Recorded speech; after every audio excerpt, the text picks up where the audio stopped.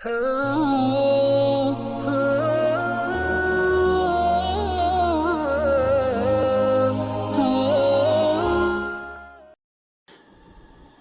باللہ من الشیطان الرجیم، بسم اللہ الرحمن الرحیم۔ السلام علیکم ورحمۃ اللہ وبرکاتہ۔ اللہ صمد کا خاص وظیفہ، اور اب ایسی کوئی حاجت نہیں جو پوری نہیں ہوگی۔ اگر آپ نے دلی مراد حاصل کرنا ہے تو اس وظیفے کو آپ ضرور کریں۔ اس عمل کو سمجھنے کے لیے ویڈیو اول سے لے کر آخر تک ضرور دیکھیں تاکہ آپ کو سمجھ آ جائے۔ اللہ صمد کے انشاءاللہ تمام اعمال میں شیئر کروں گا، اور ایسے اعمال جو نہ آپ نے انشاءاللہ کبھی کسی کتاب میں پڑھے ہوں گے اور نہ ہی آپ نے کسی سلسلے میں دیکھے ہوں گے، اور ایسے انشاءاللہ محبت کے عملیات، بغض کے عملیات، حاجت کے عملیات، تسخیر کے عملیات سارے میں انشاءاللہ بتاؤں گا۔ آج کا جو پہلا ہمارا عمل ہے، تو یہ عمل اس لیے میں حاجت کا دے رہا ہوں۔ بعض لوگ ہوتے ہیں جن کو جاب کی تلاش ہوتی ہیں، شادی کے لیے رشتے کی تلاش ہوتی ہے، رزق میں بے برکتی کی وجہ سے تنگ ہو کر ان کو رزق میں برکت چاہیے۔ مطلب آپ کسی بھی مراد کے لیے یہ پڑھ سکتے ہیں، پیپرز میں پاس ہونے کے لیے، اینی ون حاجت، جو بھی آپ کی حاجت ہے اس کے لیے آپ پڑھ سکتے ہیں۔ اس کا پڑھنے کا طریقہ کیا ہے؟ اگر آپ اس کی زکوٰۃ ادا کرنا چاہتے ہیں تو ہمارے چینل مسلم وظائف ٹیچر پر جا کے وہاں پر آپ دیکھ سکتے ہیں۔ اس کے اللہ صمد کے آسان زکوٰۃ ادا کرنے کا طریقہ وہاں پر انشاءاللہ آپ کو ملے گا، اور وہ سب سے پاورفل ہے۔ اس کے بعد آپ دوسروں کو بھی کام اس سے کر سکتے ہیں۔ فی الحال تو یہ اپنے لیے، اگر آپ اس کی زکوٰۃ ادا کرنا چاہتے ہیں بے شک آپ وہاں پر دیکھ لیں۔ تو چلتے ہیں آج کے اپنے طریقے کی طرف۔ آپ نے کیا کرنا ہے؟ اگر کوئی بھی آپ کی حاجت ہو، حاجت چاہے جتنی بھی مشکل ہو، جتنی بھی ناممکن ہو، آپ ہر طرح سے سارا کچھ پڑھ کے تک چکے ہیں، وظائف وغیرہ آپ پر رجت ہیں، پتہ نہیں کیا کیا مصیبت ہیں آپ کے ساتھ، آپ کی زندگی کا جو دوران ہے وہ گردش ایام ہے، تو آپ نے اس وظیفے کو کرنا ہوگا۔ انشاءاللہ اس کی برکت سے آپ کا ہر معاملہ حل ہوگا۔ آپ کو کسی پیر، فقیر، عامل کے پاس جانے کی ضرورت ہی نہیں ہوگی۔ اور یہ ذہن میں رکھے اللہ تعالیٰ آپ کی بھی سنتا ہے، میری بھی سنتا ہے۔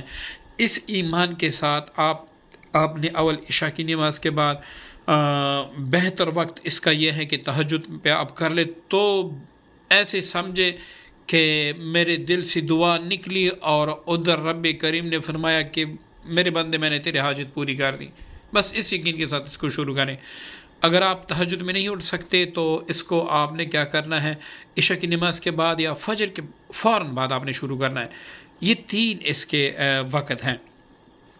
دن کی اس میں کوئی قید نہیں ہے کہ آپ فلاں دن سے شروع کریں گے، فلاں چاند کے اول آخر درمیان میں، یہ کوئی شرط نہیں ہے۔ اب آپ نے کیا کرنا ہے؟ ایک بار یاسین شریف پڑھنا ہے۔ ہر مبین پر آپ نے 101 بار اللہ صمد پڑھنا ہے۔ یہ اللہ صمد پڑھتے وقت آپ نے یہ تصور کرنا ہے، یہ اس میں شرط ہے کہ میں اللہ تعالیٰ کو اپنی فنا مراد کے لیے پکار رہا ہوں، اللہ صمد اے بے نیاز میری حاجت پوری فرما دے، اور وہاں سے آواز آ رہی ہے لبیک یا عبدی، اے میرے بندے میں حاضر ہوں، تو بے فکر رہ، اے میرے بندے میں حاضر ہوں، تو بے فکر رہ، میں نے تیری حاجت قبول کر دی۔ اور آپ کس نام سے پکاریں؟ اللہ صمد، کہ تمام جہان آدم سے لے کر آخر انسان تک جو قیامت تک آئے گا، انسانوں میں سے لے کر ساری زمین آسمان کے مخلوقات میں سے لے کر، یا اللہ آپ ہی بے نیاز ذات ہیں۔ تو آپ اس یقین کامل کے ساتھ اس وظیفے کو کریں۔ ہر اللہ صمد پہ دل سے، آپ نے یہ نہیں کرنا کہ کاؤنٹر لے کے آپ نے فوراً اللہ صمد اللہ صمد اللہ صمد اللہ صمد ایسے 101 کی تعداد پوری کرنی ہے۔ اگر آپ ایسے پورے کریں گے تو آپ اگر بڑا اسم اعظم بھی پڑھ لیں آپ کا کچھ نہیں ہو سکتا۔ آپ نے کیا کرنا ہے؟ اللہ صمد، اللہ صمد، اور یہ تصور آنکھیں بند کر کے کرنا ہے کہ اوپر سے آوازیں لبیک یا عبدی، لبیک یا عبدی، میرے بندے میں حاضر ہوں، تیری چھوٹی سی خواہش، تیری چھوٹی سی حاجت یہ تیرے لیے بڑی ہو سکتی ہے، میرے لیے بڑی نہیں ہے۔ تو نے میرا ایسا نام لیا کہ میں نے تیری حاجت پوری فرما دی۔ تو اس طریقے پر آپ نے 101 بار ہر مبین پر، سورہ یاسین میں کل 7 مبین ہے، تو 7 مبینوں پر 101 بار آپ نے ہر مبین پر پڑھنا ہے۔ اول آخر کوئی بھی درود شریف پڑھ کے جب آپ یہ ختم کر لے تو آپ نے 7 بار سجدے میں اللہ صمد اللہ صمد اللہ صمد پڑھ کے پھر دعا مانگنی ہے۔ یہ آپ کا وظیفہ رہا، اس وظیفے کو آپ کرے پہلے دن، دوسرے دن، تیسرے دن، ورنہ 7 دن میں تو انشاءاللہ جیسی حاجت ہوگی آپ کی پوری ہو جائے گی۔